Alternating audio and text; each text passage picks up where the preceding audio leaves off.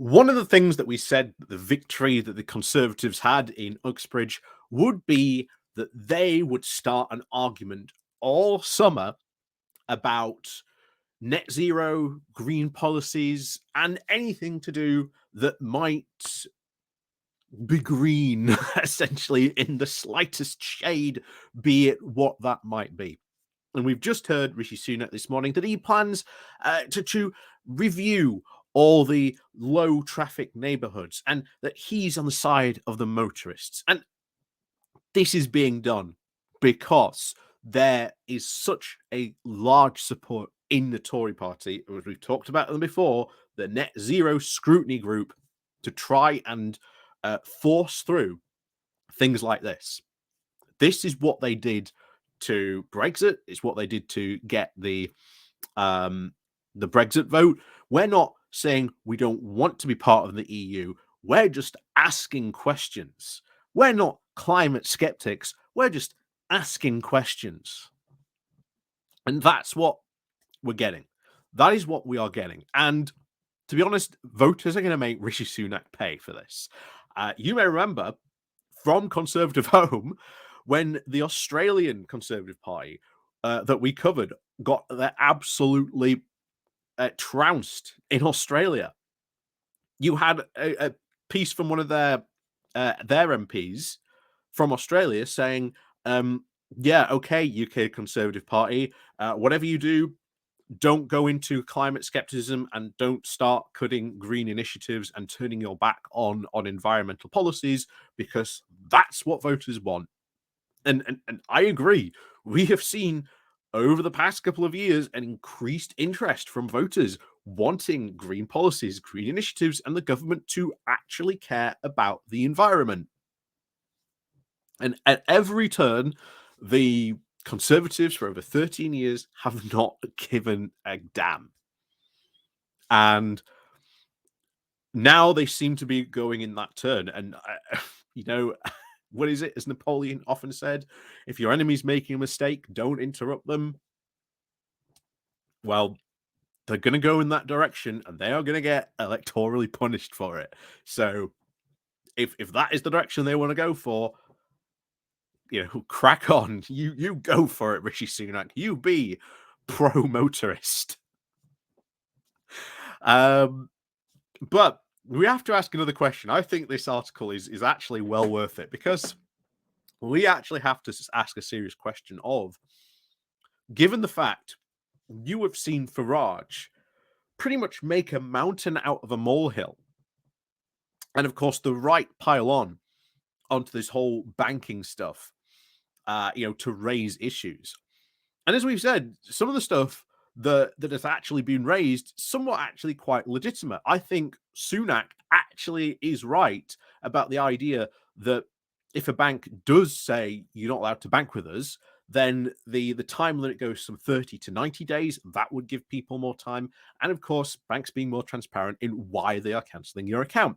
And as we've said before, this is really not the idea. It is not a free speech thing. It has nothing to do with what Nigel Farage said. It was all to do with the fact, because they said it right in the document that Nigel Farage himself even released, we are ending our relationship with him because he had paid off the mortgage. He no longer met the minimum wealth requirement to be a member of our bank. He was offered a personal account at NatWest. And of course, as Nigel Farage even said himself on a Sky News interview, he didn't want a normal personal account. He wanted a business account. Why did he want that? It's because he can do some, black magic accountancy, and then he can not pay the tax that he really should be paying if he had a personal account, of course, because he'd actually have to report, of course, all that wealth in his taxes. And as a lot of people have said, Farage's personal financial information, okay, that's great, keep that private. But because Farage has had a business and he's had business accounts, of course, he has to post them publicly. You can find them through HMRC, and people have looked at them and have seen that, yeah, Farage does seem to be engaging in that typical, well, I don't have a personal bank account, I've got a business bank account. And of course, because he has a business bank account, his business pays him, which basically means, again, he doesn't have to pay as much tax. And of course, the Tories are a bit flabbergasted, even piling on and saying, yeah, this is a whole free speech thing in an effort to try and maybe save them.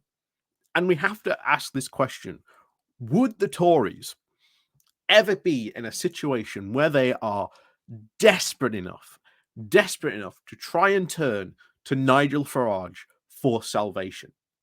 And this may come in the form of, do they actually seriously offer Nigel Farage to become an MP?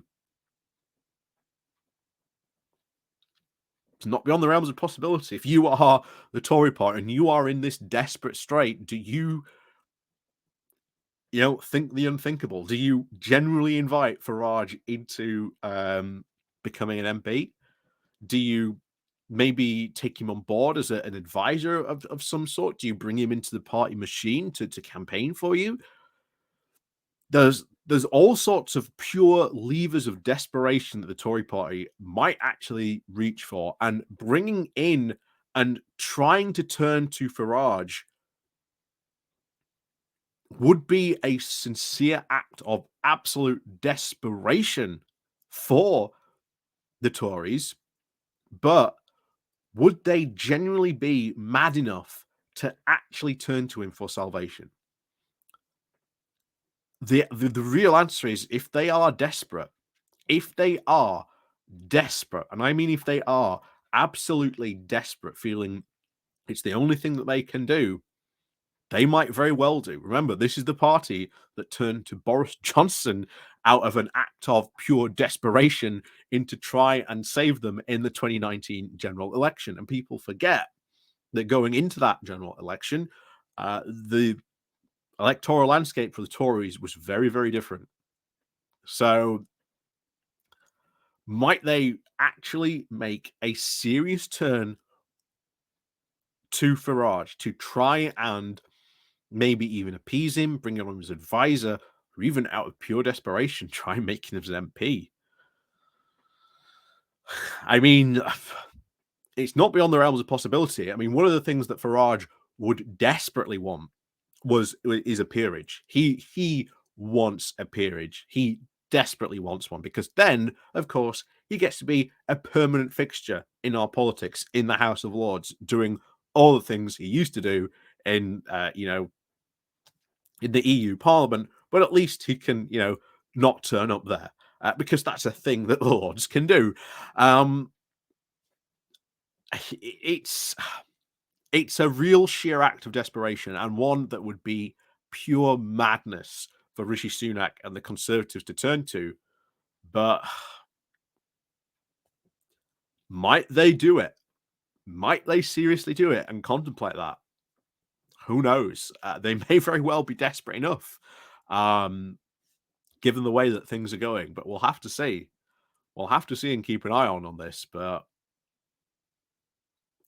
take note the fact that you've had lots of Tories um, siding with Farage on this, on certainly on his banking issues, and maybe building alliances and bridges they never thought they would do.